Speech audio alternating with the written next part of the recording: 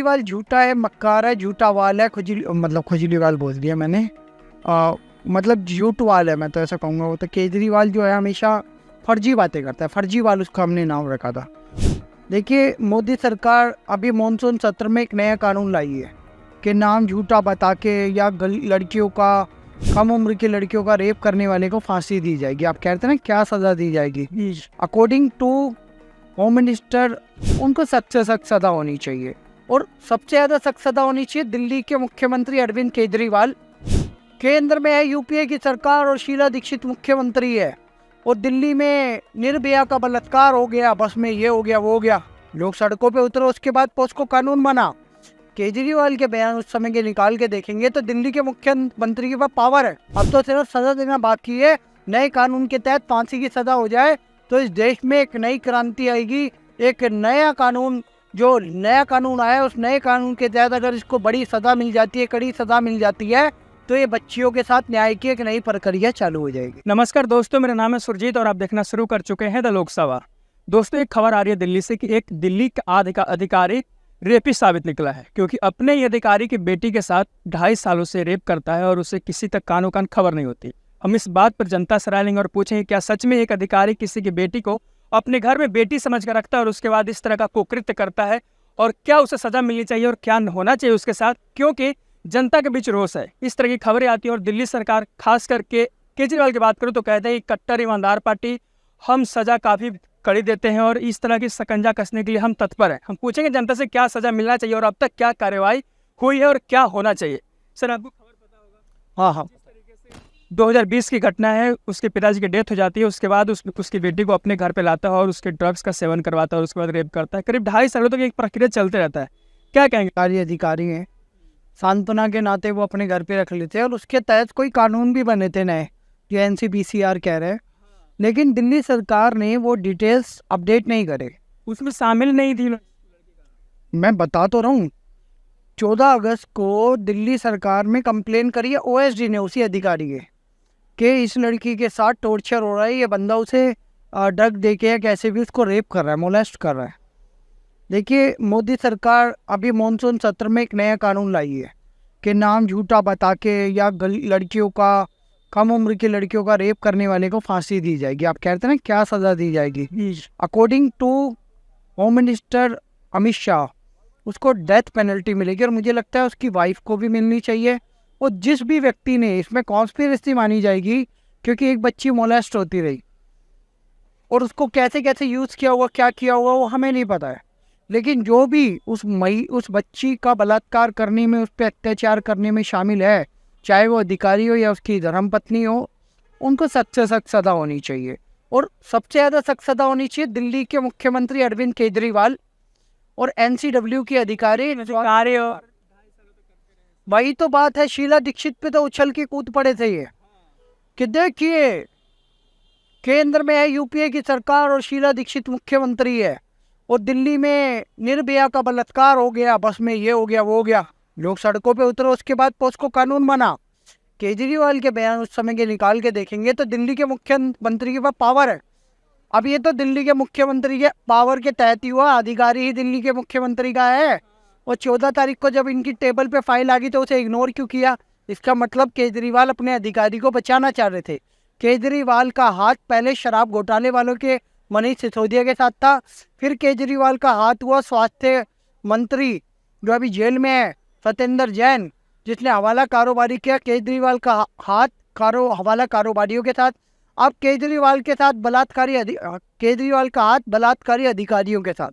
तो ये केजरीवाल की इस दुष्ट नीति ने स्पष्ट कर दिया है कि हम बलात्कार होता हुआ भी देख के अनदेखा कर देंगे, और जब उस पर कार्रवाई करने की बारी आएगी तो हमारी ही महिला बाल विकास मंत्रालय संभालने वाली दिल्ली की स्वाति मालीवाल नौटंकी करेगी जाके। हड़ताल पे बैठ रही थी, एक रात तक वहाँ सोई भी रही। बताइए, सोई रही, हड़ताल पे रही, क्या कार्रवाई नहीं हो रही? अरे बच्ची का रेप हुआ है, दिल्ली सरकार जिम्मेदार है, उस पर हड़ताल करो ना जाके। NCPCR ने तो अपनी पॉस्को कानून के तहत FIR दर्ज कर ली, उसकी वाइफ भी अरेस्ट है, वो भी अरेस्ट है। अब तो सिर्फ सजा देना बाकी है। नए कानून के तहत फांसी की सजा हो जाए तो इस देश में एक नई क्रांति आएगी। एक नया कानून जो नया कानून आया है उस नए कानून के तहत अगर इसको बड़ी सज़ा मिल जाती है, कड़ी सज़ा मिल जाती है, तो ये बच्चियों के साथ न्याय की एक नई प्रक्रिया चालू हो जाएगी। क्यों इधर केजरीवाल जो वादे करते हैं, जो बातें करते हैं, वो धरातल पे बिल्कुल झूठ साबित हो जाती है। केजरीवाल झूठा है, मक्कार है, झूठा वाल है, खुजलीवाल बोल दिया मैंने, मतलब झूठ वाल है, मैं तो ऐसा कहूँगा। वो तो केजरीवाल जो है हमेशा फर्जी बातें करता है, फर्जी वाल उसका हमने नाम रखा था। हाँ, और केजरीवाल के महल की भी फोटो निकल के आ रही है, बताया जा रहा है 55 करोड़ का महल है।